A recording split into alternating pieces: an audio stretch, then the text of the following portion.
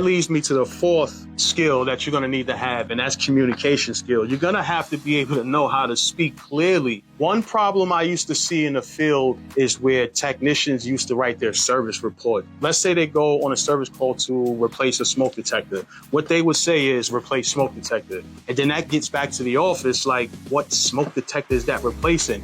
On the side, as I played as a technician, I didn't understand that. But now on the side, as the owner of a fire alarm company, I understand how detailed that is, because coming back, the customer is going to ask, what smoke detector did the technician actually change? Was he actually there? Did he sign into the logbook? So these are questions that the office have to answer in order for them to get paid for your time. So it's important for you to write detailed reports. I'm gonna tell you exactly how I write service reports when I finish a service call. And I want you to take note on this, because this is as detailed as you can get, and this gives the office as much ammunition as they need without calling you.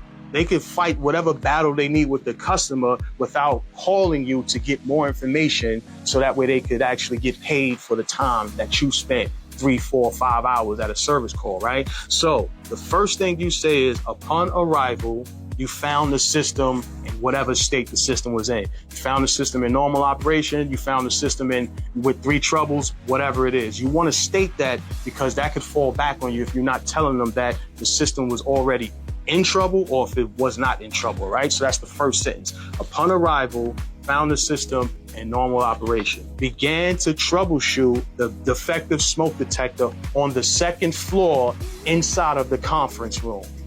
Tech replaced the smoke detector, and depending on what type of system, I work on a lot of Edward systems, so I would say at that point, tech used this laptop to map the new device into the system. Once the tech was finished, the system was in normal operation, left for the day, explained to the customer that there was no issue on the fire alarm system, and that smoke detector that was a problem has been corrected. No further issues or no further communications after this point. Sign right here. Please give me information, so that way if the customer calls, I could pull up your service report and say, no, that was room 202.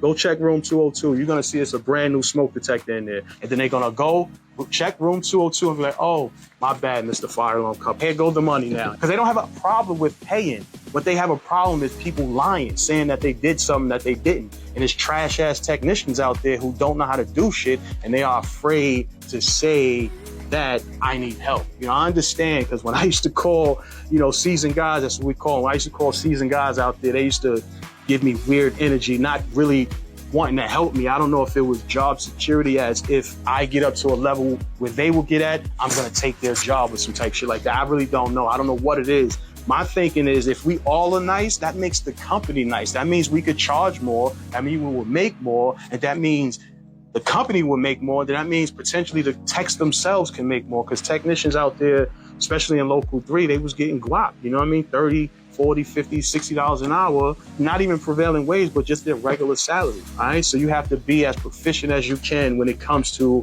fire alarm, especially when communicating to the customer. So if you don't fix something, just communicate that to the customer. If you don't know how to fix something, you just tell them you have to escalate it up to a technician who will know how to fix it. It's not a problem with saying you don't know how to do it. It's okay to say you don't know how to do it, but don't be sitting out there fronting like you do.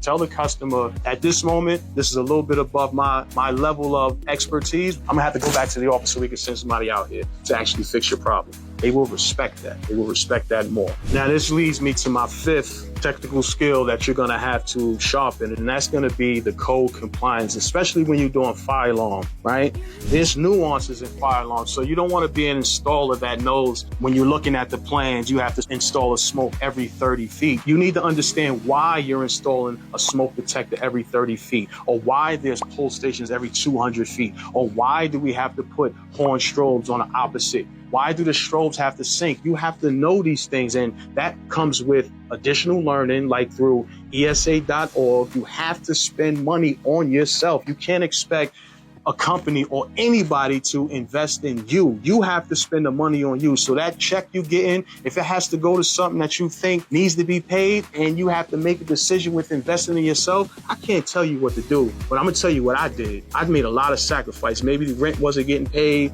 for me to get my license. Maybe the lights had to get shut off because I wanted to take a class. I'm not telling you to do that. What I'm telling you is you're gonna have to figure out how to make the sacrifices or save a way to get to whatever you need to get. So ESA.org, NTC.org, this is the National Training Center. This is gonna help you with your NICET certification. And when you buy books, you have to buy books from NFPA.org. And when you get the books, make sure the books are tagged up. If you can register with these places, register with these things. Make sure you get these books, NFPA 101, Life Safety Code, NFPA 72, the IBC code, all these up-to-date books you need to get. The books I have is 2022 and 2021, so my books is a little outdated. I need to update my books. The main book you should have is the NFPA 72. So when you get all this material, you have a point of reference. So if anyone asks you a question that you can't, answer at that particular time, you can go back to your reference and get that answer. Now it's